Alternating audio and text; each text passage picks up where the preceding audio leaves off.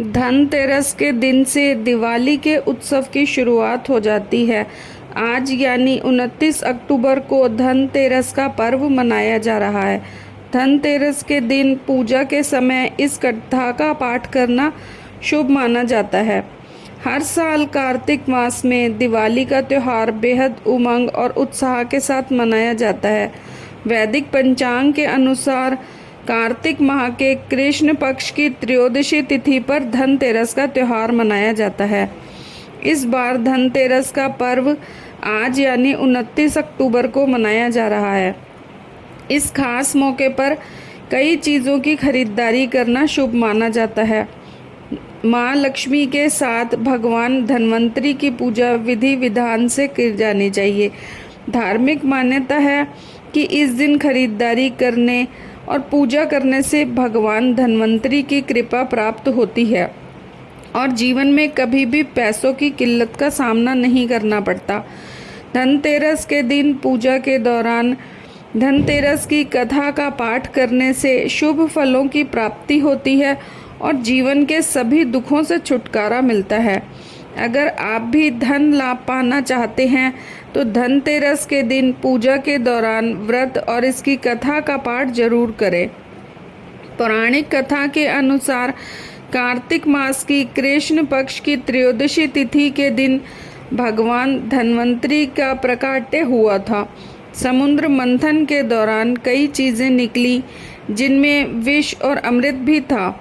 इसके बाद समुद्र मंथन के दौरान भगवान धन्वंतरी अमृत कलश लेकर प्रकट हुए थे। इसी वजह से भगवान धन्वंतरी के प्रकोत्सव पर धनतेरस का पर्व देश भर में मनाया जाने लगा। भगवान धन्वंतरी के हाथ में कलश था, इसीलिए धनतेरस के दिन सोना, चांदी या बर्तन खरीदना शुभ माना जाता है।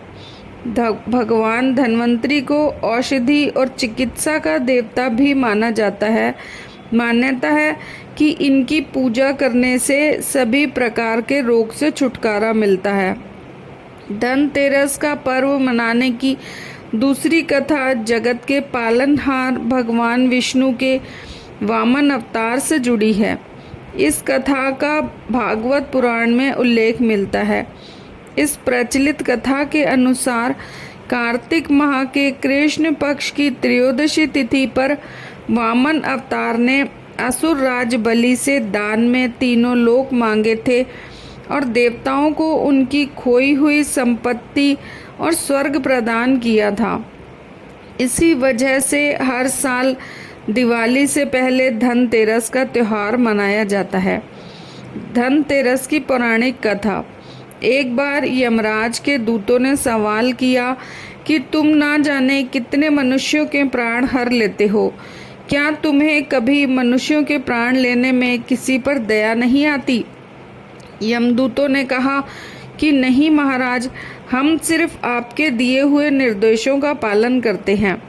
फिर यमराज ने कहा कि बेझिझक होकर बताओ कि क्या कभी किसी व्यक्ति के प्राण लेने में दया आई है?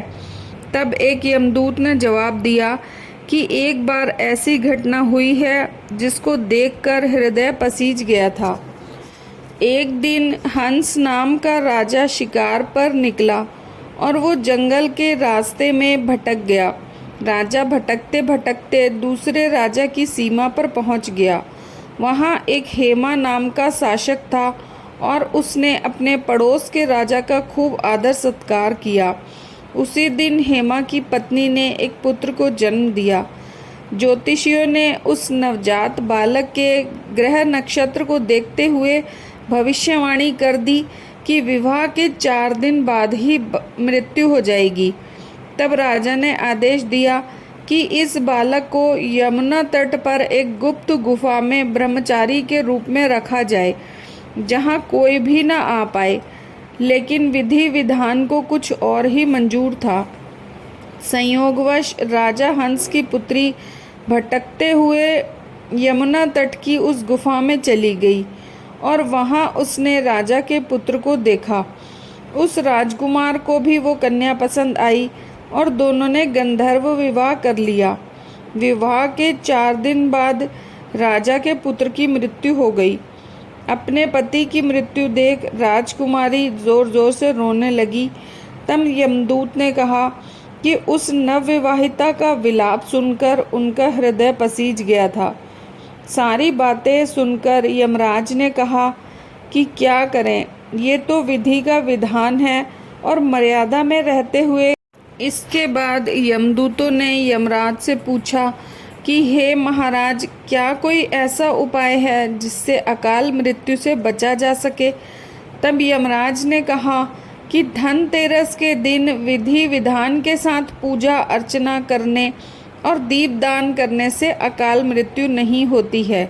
इसी घटना की वजह से धनतेरस के दिन भगवान धन्वंतरी और माँ लक्ष्मी की पूजा की जाती है और दीपदान करने का विधान है। इस दिन को मनाने के पीछे धन्वंतरी के जन्म लेने की कथा के अलावा दूसरी कहानी भी प्रचलित है। कहा जाता है कि एक समय भगवान विष्णु मृत्यु लोक में विचरण करने के लिए आ रहे थे। तब लक्ष्मी जी ने उनके साथ चलने का आग्रह किया।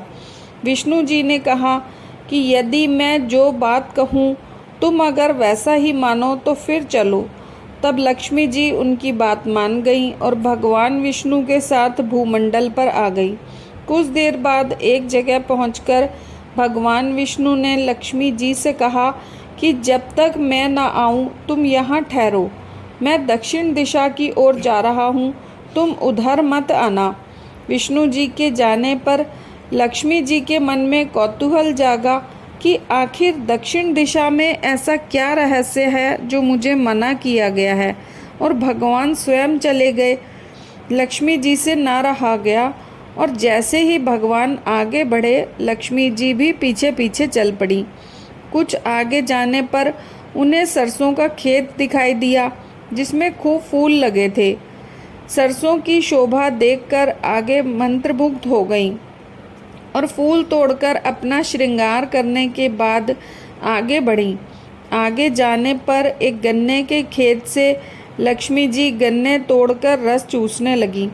उसी क्षण विष्णु जी आए और ये देखकर लक्ष्मी जी पर नाराज़ हो गए। उन्हें शाप दिया कि मैंने तुम्हें इधर आने को मना किया था पर तुम ना मानी और किसान की चोरी का अपराध कर बैठी। अब तुम इस अपराध के जुर्म में इस किसान की 12 वर्ष तक सेवा करो। ऐसा कहकर भगवान उन्हें छोड़कर क्षीर सागर चले गए। तब लक्ष्मी जी उस गरीब किसान के घर रहने लगी। एक दिन लक्ष्मी जी ने उस किसान की पत्नी से कहा कि तुम स्नान कर पहले मेरी बनाई गई इस लक्ष्मी देवी का पूजन करो, फिर रसोई बनाना, तब तुम जो मांगोगी मिलेगा। किसान की पत्नी ने ऐसा ही किया।